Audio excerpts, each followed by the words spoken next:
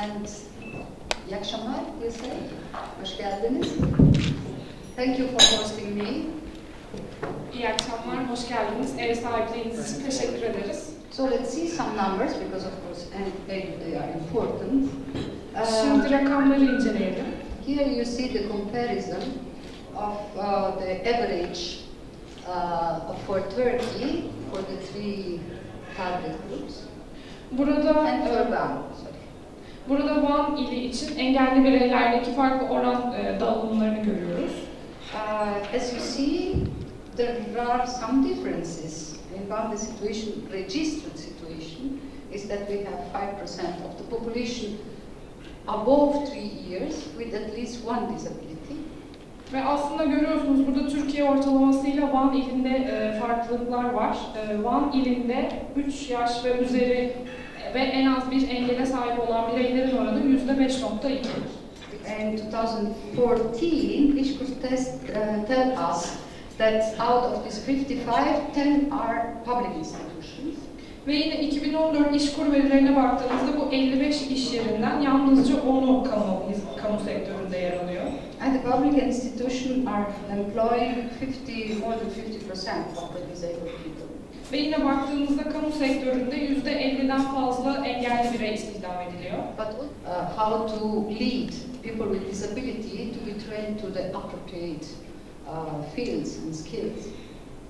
Ve yine burada aslında kritik bir konuyla karşı karşıyayız. Yani engelli bireyler kendileri için uygun olan mesleklerdeki gerekli beceriler hakkında nasıl eğitilebilir ve onlar nasıl yönlendirilebilir? Also, it's interesting to understand that out of the person who have found with disability, who have found a job in the past year, no one was a woman. Yine aslında baktığımızda geçen yıl istihdam edilen engelli bireylerin arasında kadın engelli bulunmuyor. They say that this person are more persistent, more loyal, and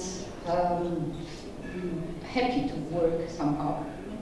Ve yine engelli veya dezavantajlı bireyler istihdam ettiklerinde bireylerin kurallara daha sadık ve daha motivasyonu yüksek şekilde çalıştıklarını gördüler. Although when a person with disability is going to take a job, there is a social service that is supporting this person for the induction period.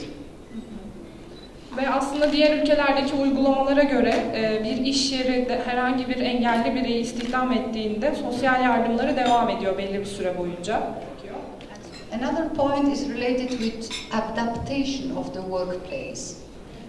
The employer, they ask for incentive to make possible the adaptation of the workplace to the need of the person with disability. Aslında yine baktığımızda bir diğer konuda iş yerlerin dezavantajlı bireylerin ihtiyaçlarına yönelik olarak düzeltmesi veya adaptasyonu yapılması. Çünkü işverenler bu tür adaptasyonları yapabilmek için bazı teşvik taleplerinde bulunuyorlar. Usually the primary protection measures or prevention measures are related with very young people, with school programs to make possible the information about the dangers related to drugs and substance. Yine baktığımızda bu tedavi sürecinin ilk aşamasında bazı koruma önlemleri yer alıyor. Yine gençlerin veya okuldaki öğrencilerin madde bağımlılığına ilişkin bilgilendirilmesi aşaması. And in this second group of measures, we have also different type of actions like peer groups, help groups, social guidance. So many type of different services should be set up to this point. Yine baktığımızda bu ikinci önlemlerin alınması aşamasında farklı çalışma grupları veya farklı yöntemler izlenebiliyor. Sosyal rehberlik yöntemleri kullanılabiliyor. Akran gruplar oluşturulabiliyor. So when we think about occupational rehabilitation, it means to organize a systematic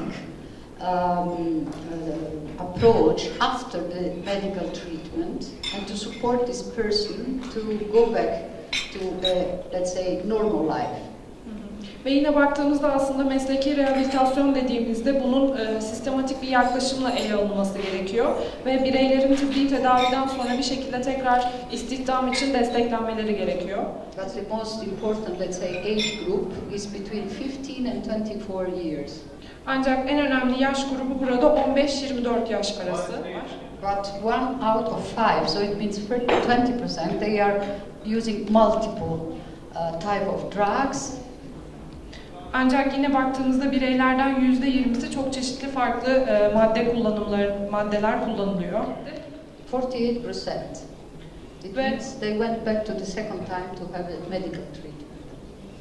Ve aslında baktığımızda bu araştırma sonucu elde edilen verilere göre tıbbi tedavi sonrası tedaviye devam eden bireylerin oranı %47.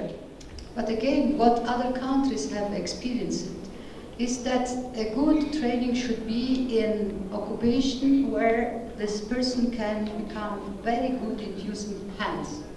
Handcraft occupation, agricultural occupation, green gardening and so on. Yine diğer ülkelerden elde ettiğimiz deneyimlere göre aslında bu bireyler kendileri için uygun olan mesleklere göre eğitime tabi tutulmalı. Yani el işleri olabilir, tarım alanında olabilir veya seracılık alanında olabilir. And they tell us that in Turkey 39% of women have been exposed to domestic violence. Ve yine bu araştırma sonucuna göre Türkiye'deki kadınların %39'unun şiddet mağduru olduğu tespit edildi. So it means most probably not only the traditional interpretation that domestic violence is a consequence of economic problems and it's more frequent in poor families. Ve aslında bu anlamda geleneksel bir yorum veya açıklama var. Daha çok bu şiddet mağduru kadınların şiddete uğramasının nedeni ekonomik nedenlere bağlanıyor.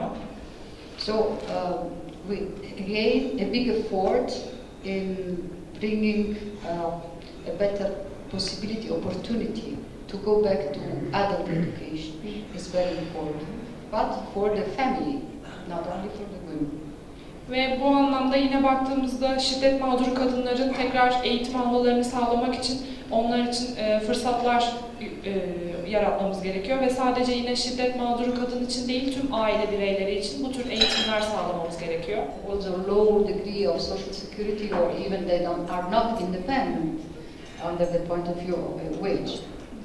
Ve baktığımızda yine bu kadınların daha çok sosyal güvenceleri yok ve kendilerine ait bir gelirleri de yok. Bu anlamda ekonomik özgürlüklerini de elde etmiş değiller. In rural area, for example, in countries also of the north of Europe, they have supported the education of few women to become carer of children or of elderly in order to give the opportunity to the other to have a job.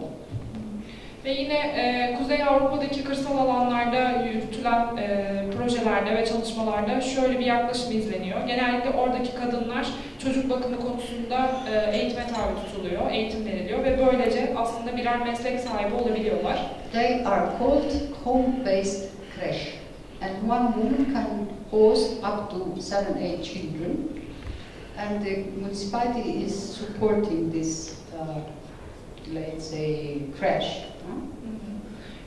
Yine buna ev eksenli kreş adı veriliyor. Burada kadınlar çocuklara bakıyorlar, yani 7 yaşa kadar çocuklara bakıyorlar ve belediye bu anlamda kadınları destekliyor.